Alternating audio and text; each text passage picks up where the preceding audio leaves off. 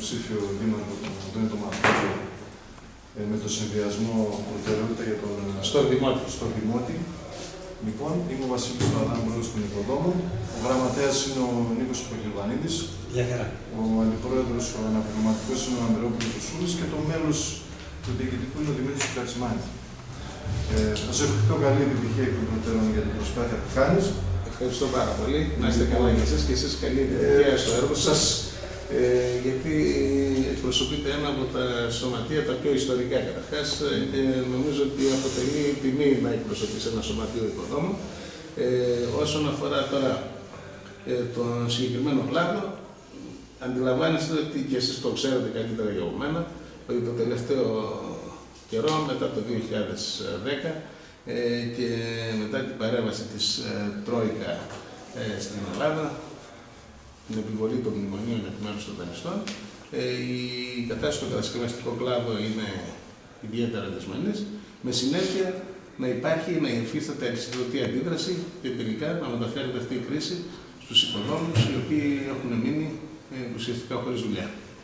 Εμείς ουσιαστικά το πρόβλημα που βλέπουμε στην καινούργια κατάσταση που υπάρχει είναι ότι βλέπουμε τη Δημοτική Αρχή και όλους αυτούς που είναι υποψήφιους να θεωρούν ότι τα έργα ΕΣΠΑ είναι μια πανάκια και ότι θα σώσουν την κατάσταση και ότι θα σώσουν όλο τον κόσμο και την περιοχή μας ειδικότερα. Εμείς βλέπουμε ότι αυτό εδώ είναι μια τροχοπέδη και στέκεται εναντίον όλων αυτών των εργαζομένων που θέλουν να δουλέψουν, γιατί έχει πολύ περιορισμό στο ΕΣΠΑ. Πέρα από το ΕΣΠΑ, εγώ να σας πω το εξής. Θεωρώ ότι η κρίση συγκεκριμένη, γιατί οι οικοδόμοι, πέρα από τα δημόσια έργα, απασχολούνται σε μεγάλο βαθμό και στα ιδιωτικά έργα. Στον κλάδο του κατασκευαστικού, οι οικοδομές και οι πολυκατοικίες κτλ. Όσον αφορά το συγκεκριμένο κλάδο, η κρίση προέρχεται εκ του γεγονότος ότι επιβλήθηκαν τα μέτρα από το 2010 και εντεύθυνε και μετά. Νομίζω ότι η κατάσταση νωρίτερα δεν ήταν ρόδινη, δηλαδή από το 2008-2009 άρχισε η διαφαινόμενη κρίση και βέβαια στα πλαίσια μιας γενικότερης πολιτικής φορολόγησης της περιουσίας, της ιδιωτικής περιουσίας, και νομίζω ότι αυτό ήταν η συνέπεια των πολιτικών που άσκησαν οι προηγούμενες κυβερνήσεις στον κλάδο αυτό, θεωρώντας ότι αυτός ο κλάδος είναι ιδιαίτερα κερδοφόρος. Εγώ θεωρώ, εδώ πέρα η αλήθεια είναι κάπου στη μέση. Εντάξει, υπάρχει και υπήρχε ένα σχετικό κέρδος, αλλά εγώ θεωρώ ότι δεν ήταν ιδιαίτερα μεγάλο αυτό το κέρδος και για τους κατασκευαστές, ακόμα τους εργολάβους, οι οποίοι ως επιτοπλίστων είναι και οικοδόμοι και ήδη. Πολλοί εργολάβοι, εκτός από τους πιο σύγχρονους που κυκλοφορούν στην αγορά, οι περισσότεροι ήταν οικοδόμοι. Ιδιαίτερα αυτοί που κινήθηκαν μετά το 1965-70, εκείνες τις δεκαετίες. Ωστόσο, βλέπουμε στα προγράμματα των άλλων υποψηφίων και θέλουμε να μας πείτε και εσείς για το πρόγραμμά σας, τι οραματίζεστε όσον αφορά τον κατασκευαστικό τομέα για την πόλη, δηλαδή τι σκοπεύετε να γίνετε αν αύριο εκλεγείτε δήμαρχος σε αυτό το τομέα ή τι σκοπεύετε να αλλάξετε. Εμείς καταρχάς είπαμε το εξής, επειδή εμείς δεν θέλουμε τον κόσμο να το κοιτάμε στα μάτια. Θέλουμε η επόμενη μέρα να είναι ευβίωνη για όλους τους πολίτες και τους πολίτες τους χαμηλών εισοδημάτων. Δηλαδή, θέλουμε οι χαμηλές εισοδηματικές τάξεις να απολαμβάνουν τα εισοδήματα τα οποία είναι ικανά για να θρέψουν μια οικογένεια. Εγώ θεωρώ ότι καταρχάς θα πρέπει ένας Δήμος να είναι κινηματικός, δηλαδή θα πρέπει να κινηθεί σε επίπεδο διεκδίκησης ενός ελάχιστου εισοδήματος, εγγυημένου εισοδήματος, έτσι ώστε να διευκολυνθούν οι συνθήκες διαβίωσης των ίδιων των πολιτών. Αυτό εμείς δεν μπορούμε να το κάνουμε. Βεβαίως όμως μπορούμε να είμαστε σημεοφόροι σε έναν διεκδικητικό αγώνα απέναντι στην κεντρική διοίκηση, να είμαστε σημεοφόροι αυτού του αγώνα, έτσι ώστε τελικά όλος ο λαός να συντονιστεί μαζί μας, και νομίζω ότι μόνο οι αγώνες σε αυτόν τον τόπο και παγκοσμίως έχουν φέρει αποτελέσματα. Μην ξεχνάτε ότι το Σικάγο ήταν η σημεοφόρος για την καθιέρωση δικαιωμάτων, εργατικών δικαιωμάτων, συνταξιοδοτικών, ασφαλιστικών κτλ. Επομένως, σε πρώτη φάση αυτό το οποίο θέλουμε να κάνουμε είναι να σταθούμε δίπλα σε αυτή την επαγγελματική τάξη, στους οικοδόμους. Όσον αφορά τα κατασκευαστικά, ξέρετε ότι εμείς είμαστε υπέρ μιας αυτοδύναμης ανάπτυξης του τόπου, η οποία θα στηριχθεί καταρχάς Θέλουμε να στηρίξουμε την αγροτική οικονομία, η οποία αγροτική οικονομία, κατά συνέπεια, εφόσον τα αγροτικά εισοδήματα αυξηθούν, θα οδηγήσουν σε μια ανάκαμψη της κατασκευαστικής αγοράς και βεβαίως και στη μεταποιητική, θα οδηγήσουν και στην αύξηση της μεταποιητικής οικονομίας, δηλαδή στην ανάπτυξη της μεταποιητικής οικονομίας. Τώρα, όσον αφορά τα προγράμματα που κυκλοφορούν στην Ευρωπαϊκή Ένωση, διότι το τελευταίο χρονικό διάστημα ό,τι γίνεται μέσω ΕΣΠΑ κτλ. Εμείς θα κοιτάξουμε ό,τι κυκλοφορεί να το αξιοποιήσουμε με τον καλύτερο δυνατό τρόπο, χρησιμοποιώντας για αυτό τον σκοπό ειδικούς επιστήμονες σε συνεργασία με τους ειδικούς φορείς που κυκλοφορούν, δηλαδή με το Σωματείο Οικοδόμων, το Εργατικό Κέντρο, άλλες συνδικαλιστικές οργανώσεις, ακόμη και το ΠΑΜΕ. Θα κάνουμε διάλογο, θα κάνουμε συνεργασία έτσι ώστε να φέρουμε το καλύτερο δυνατό αποτέλεσμα για την πόλη. Να ξέρετε ότι εμείς δεν διεκδικούμε το θέσφατο, ξέρουμε ότι υπάρχουν αρμόδιες τάξεις, φορείς προς τούτο και γι' αυτό το λόγο επιδιώκουμε τη συνεργασία μαζί τους. Δεν θέλουμε ούτε μυαλό να πουλήσουμε, ούτε να πούμε ότι είμαστε πιο έξυπνοι από τους άλλους. Επομένως, με αυτό που λέτε, κατανοούμε ότι ούτε το νερό θα ιδιωτικοποιηθεί στο μέλλον μας. Όσον αφορά τα κοινωνικά αγαθά, η θέση μας είναι ότι, ακούστε με λίγο, για τα στρατηγική σημασία. Αν μου λέγατε και για την Ολυμπιακή, θα σας έλεγα και η Ολυμπιακή πρέπει να είναι κρατική. Αλλά και είχα μία κουβέντα σήμερα με κάποια μέλη του Συλλόγου Εργαζομένων στο Δήμο, στις δημοτικές επιχειρήσεις και στο Δήμο. Λοιπόν, και είπα το εξής. Η Ολυμπιακή είχε φτάσει στο σημείο να απασχολείται με 10.000, να απασχολεί μάλλον 10.000 εργαζόμενους. Ιδιωτικοποιήθηκε και απασχολούνται σήμερα 2.000 εργαζόμενοι. Και βέβαια, ποιες είναι οι συνέπειες? Οι συνέπειες εξακολουθούν να είναι οι ίδιες, δηλαδή, ποιες είναι οι ίδιες? Κάποιοι δανείστηκαν για να αγοράσουν την Ολυμπιακή με χρήματα του ελληνικού λαού και επιπλέον ασχολούνται 8.000 λιγότεροι. Και το δεύτερο είναι να έχουν σταματήσει να εξυπηρετούνται οι άγονες γραμμές.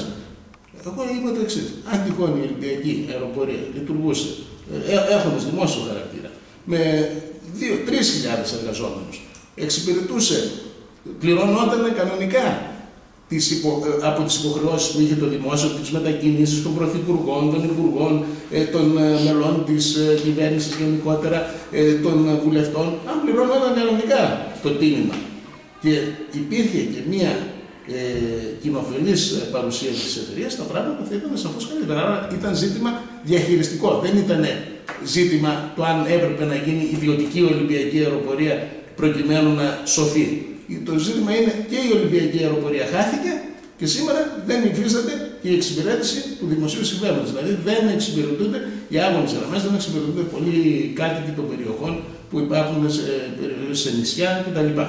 Επομένως, όσον αφορά την ιδιωτικοποίηση, να σας πούμε ότι εμείς σε κάθε περίπτωση αυτό το οποίο θα κάνουμε είναι να κρατήσουμε το δημόσιο χαρακτήρα σε όλες τις επιχειρήσεις δημοτικές, ό,τι κυκλοφορεί εν πάση περιπτώσει, βεβαίως με ένα τρόπο διαχείρισης ο οποίος είναι ορθολογιστικός, υπό την έννοια ότι θα πρέπει να μπουν τα πράγματα σε τάξη, να μπουν κάποιοι άνθρωποι οι οποίοι γνωρίζουν την κατάσταση, γνωρίζουν οικονομικά και να μην ασκείται η διοίκηση από το κάθε τυχόντα που περνάει από έξω από ένα βουλευτικό γραφείο όπως γινόταν μέχρι σήμερα.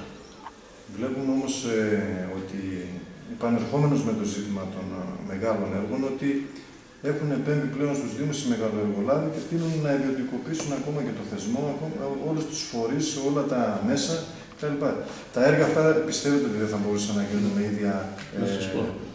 Γιατί τα χρήματα αυτά που ξοδεύονται για το ΕΣΠΑ και για τα έργα δεν έχουν άμεσο αποτέλεσμα, γιατί είμαστε και καταναλωτές. Το ξέρετε ότι ειδικά η Ιβέρια είχε μια τεχνική υπηρεσία, εκτός από την τεχνική υπηρεσία, είχε μια τεχνική εταιρεία. Τον Ήφος. Τον Ήφος, τον έχω δουλέψει, ξέρω. Ωραία. Λοιπόν, εγώ από την πλευρά μου δεσμεύομαι ότι η επόμενη μέρα ποια θα είναι.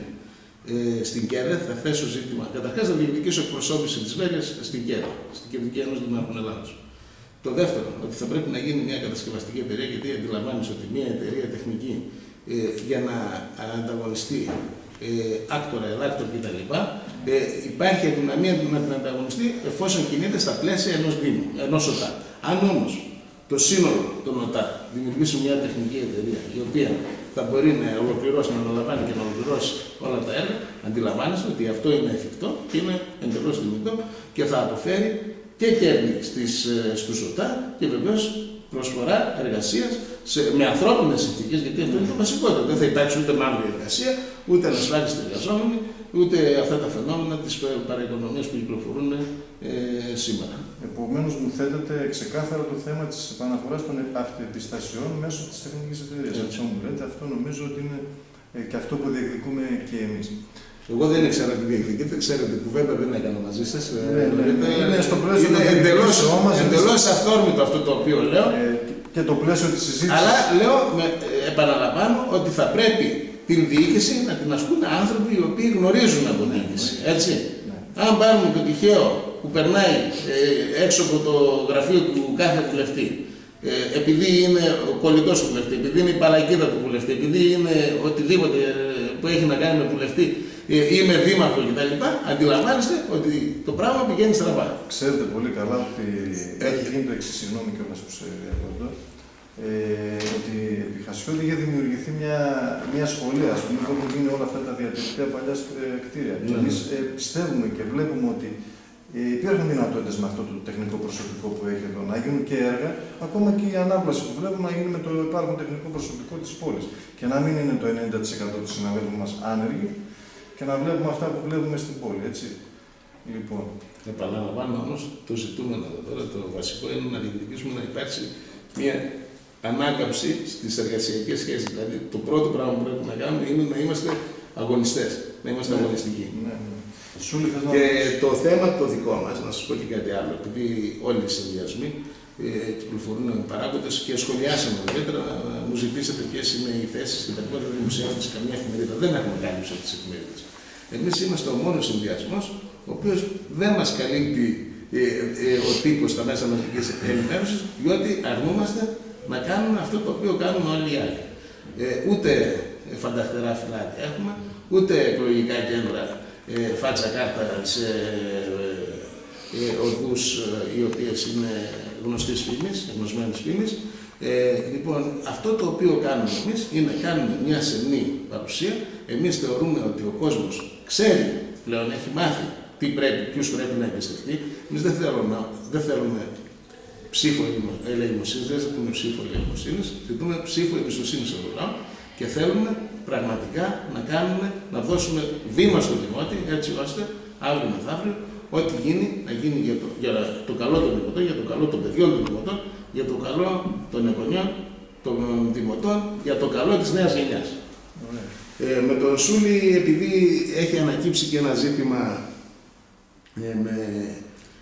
έχει αμφισβητηθεί. Εγώ βγήκα το Γενάρη, 17 Γενάρη, και έκανα μία δήλωση ότι για τη συγκρότηση ενός αντιμνημονιακού μετώπου. Και βγήκε ένας συνάδελφός σας, συνδικαλιστής, και είπε: δεν τον είδαμε τον Μαργουλή σε καμιά πορεία. Εγώ να πω το εξής. Ο Σούλης ξέρει ότι εγώ συμμετέχω σε πορείες και δεν κολλάω να πάω σε πορείες και του πάνω, δεν κολλάω να πάω και σε πορείες εφόσον έχουν κοινό παρονομαστή, δηλαδή εφόσον το ζητούμενο είναι η διεκδίκηση και η προάσπιση των συμφερόντων του λαού, να συμμετέχω σε οποιαδήποτε πορεία. Εγώ να σας πω και κάτι άλλο. Δεν θεωρώ ότι το πιστεύω του κάθε ανθρώπου μπορεί να κριθεί από την συμμετοχή σε κάποιο κόμμα ή φορέα. Δηλαδή δεν θεωρώ ότι την νομιμοποίηση την παρέχει συμμετοχή σε ένα κόμμα. Και βεβαίως δεν σημαίνει ότι χριστιανός είναι μόνο όποιος πηγαίνει στην εκκλησία. Μπορεί κάποιος να μην πηγαίνει στην εκκλησία και να είναι ο καλύτερος χριστιανός.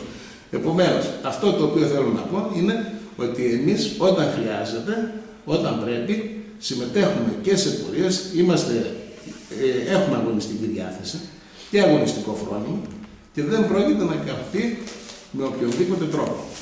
Ο Σούλης, άμα θέλει να ρωτήσει κάτι, μια συγκροτημένη τέτοια για να τελειώνουμε. Εγώ εδώ είμαι με την ιδιότητα του μέλους της διοίκησης σωματείου οικοδόμων. Μερικά όμως πράγματα είναι πρώτα φυσικά να πάντα. Θα ασχοληθώ πρώτα με το. Εγώ άκουσα που είπες, επιτρέπει το ελληνικός, γιατί γνωριζόμαστε πολλά χρόνια και είμαι και οικοδόμος, δεν ξέρω αν χειρίζομαι και τόσο καλά τη γλώσσα να χρησιμοποιώ τον πληθυντικό. Λοιπόν, ανέφερες στην Τρόικα και ξέρεις πολύ καλύτερα από μένα τι είναι η Τρόικα. Τέλειο πράγμα. Είναι το Διεθνές Νομισματικό Ταμείο, η Ευρωπαϊκή Ιατρική Τράπεζα, Κομισιόν, έτσι. Είναι η Ευρωπαϊκή Ένωση. Αυτή η Ευρωπαϊκή Ένωση, σε αυτή την Ευρωπαϊκή Ένωση συμμετέχει η δική μας κυβέρνηση, όπως η συγκυβέρνηση αυτή. Και έχει συμφωνήσει με την Ευρωπαϊκή Ένωση για τον Καλλικράτη, τον Ζήστη στον Καλλικράτη. Λοιπόν, μέσα στα πλαίσια του Καλλικράτη, να το πω έτσι απλά, σαν παράδειγμα, έγινε αυτό το έργο, ας πούμε, αυτή η ανάπλαση. Η Βέρεια χρειάζεται βρεφονιπιακούς σταθμούς, χρειάζεται, έχει ανάγκη από άλλα πράγματα. Σχολή, βέβαια. Ναι. Και αυτοί έκαναν αυτό το πράγμα, αυτοί που συμφώνησαν. Πεζοδρόμια, σε κάποιες λαϊκές χρειάζεται, πεζοδρόμια. Υπάρχουν άλλες προτεραιότητες, έτσι. Πώς μπορούμε, τι θα κάνουμε δηλαδή, σαν δήμαρχος Έρων ή από όποιο πόσο σε εκλέξει ο Καλλιτικός Λαός, ας πούμε, μέσα σε αυτό το πλαίσιο, πώς θα λειτουργήσεις. Ένα ερώτημα είναι αυτό, ας πούμε, έτσι. Δεν ξέρω αν μπορεί να σημειώσει. Θα σου δώσω όλα μαζί, αν θέλεις. Όλα μαζί να απαντήσει, για να μου μπορείς να απαντήσεις. Λοιπόν, εδώ υπάρχουν, στο Δήμο, ας πούμε, έχουμε άνεργους που τους κόβεται το νερό. Μέσα στα πλαίσια του συνδικαλιστικού μου αγώνα, ναι, είπες κάτι, εγώ δεν... Ναι. Λοιπόν, υπάρχουν, εμείς πήγαμε και προσπαθήσαμε να μην κοπεί το νερό σε έδαφος, να επανασυνδεθεί το ρεύμα που τους είχαν κόψει. Αλλού πήγαμε και, πώς το λένε, αντισταθήκαμε να μην τους κοπεί το ρεύμα. Και εδώ έχουμε να απαντήσω, επειδή η εκκλήση ήταν σαφής για μένα. Λοιπόν, εμείς δεν είδαμε, πριν από έναν δεν θα ονοματίσω, από όλους τους υποψηφίους, να είναι εκεί και στις κινητοποιήσεις που αναφέρθηκες πριν, ας το πούμε. Είδα δύο δημάρχους, στη μία συγκέντρωση ήταν ένας και στην άλλη ήταν άλλος. Οι υπόλοιποι, ας πούμε, από 6, γιατί τότε ήταν 6, απουσίαζαν. Έτσι. Αυτός απάντησε στο προηγούμενο. Αλλά δεν ήθελα, ας πούμε, να το πάμε έτσι το πράγμα, αλλά μια και το ανέφερα, έπρεπε να σας απαντήσω. Βασικά με ενδιαφέρει η θέση σας σε αυτό, έτσι. Πώς μπορούμε μέσα στα πλαίσια αυτού του Καλλικράτη, τι θα πρέπει να κάνουμε εσείς. Δύο είναι τα ερωτήματα. Και από τα άλλα, ναι. Λοιπόν, να ξεκινήσω από το τελευταίο. Θέσεις θέλει. Καταρχάς, να ξεκινήσω από το τελευταίο.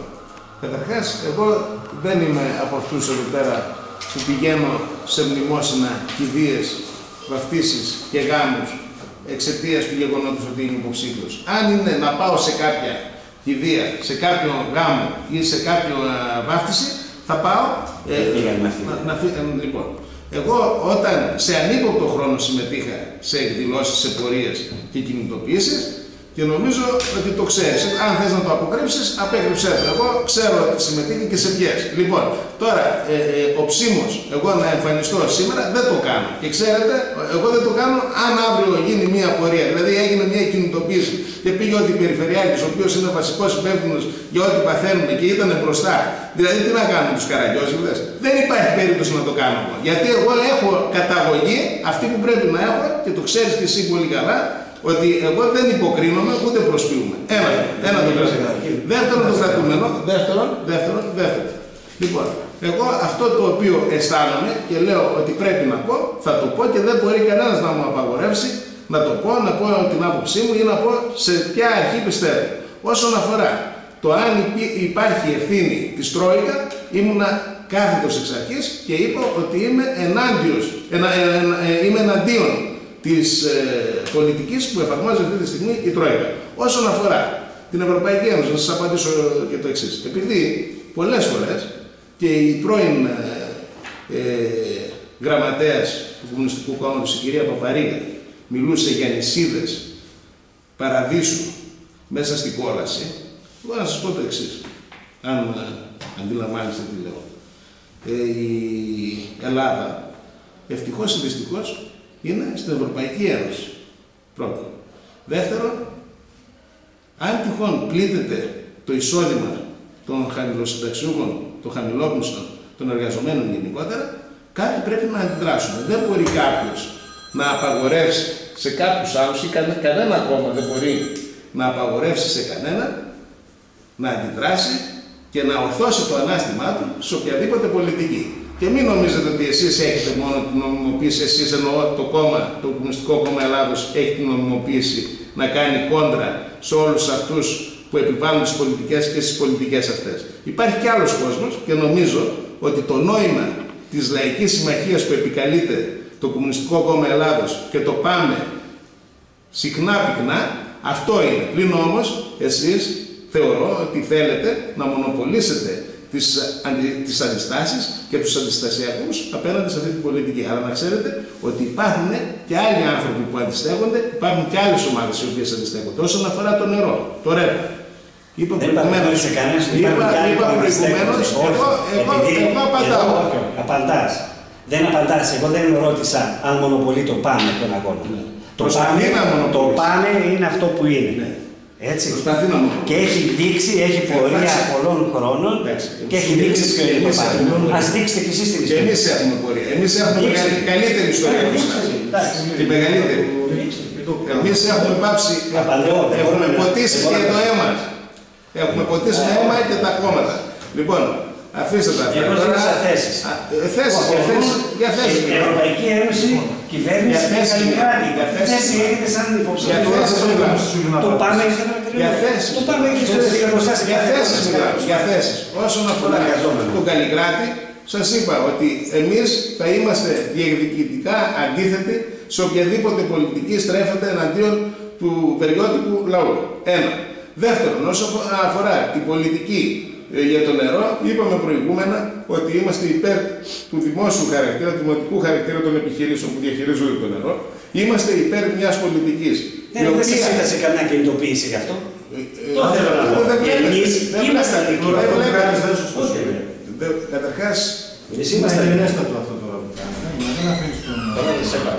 Τι τους παρακαλώ. Δεν κάνουμε διάλογο. Τώρα θέλω να σας εσείς δεν ήσασταν στις κινητοποιήσεις. Εσείς, ακούσαμε λίγο. Εμείς όταν είμαστε στις κινητοποιήσεις που πάμε, εσείς δεν ήσασταν. Εσείς, για εσάς μιλάω, προσωπικά. Λοιπόν, αν θέλετε να ακούσετε και την αλήθεια. Και η αλήθεια αυτή είναι. Τέλος πάντων, όχι δική μου. Όσον αφορά το νερό και το ρεύμα, η θέση μας είναι ότι το νερό βεβαίως είναι ένα ένομα αγαθών το οποίο παρέχεται δωρεάν από τη φύση και θεωρούμε ότι αυτό το οποίο θα πρέπει να γίνεται στις ασθενείς οικονομικά τάξεις είναι σε κάθε περίπτωση να μην, και βέβαια υπάρχει και πλούσια λογολογία από αυτού, να μην διακόπτεται η παροχή νερού όταν υπάρχει ζήτημα για κάποιους που δεν μπορούν να καταβάλουν το αντίστοιχο τίμημα. Λοιπόν, όσον αφορά το ρεύμα, ομοίως η ίδια είναι η θέση μας. Και βέβαια, να πούμε το άλλο, ότι εμείς θα περιμένουμε την επόμενη μέρα, αφού τελειώσουν οι εκλογές, να δούμε από θέση ισχύως τι μπορούμε να κάνουμε. Εκεί πέρα φαίνεται πραγματικά πόσο αγωνιστής είναι κάποιος. Φαίνεται το αγωνιστικό φρόνημα του κάθε ανθρώπου και της κάθε παρατάξεως. Γιατί κάποιοι πουλάνε τζάμπα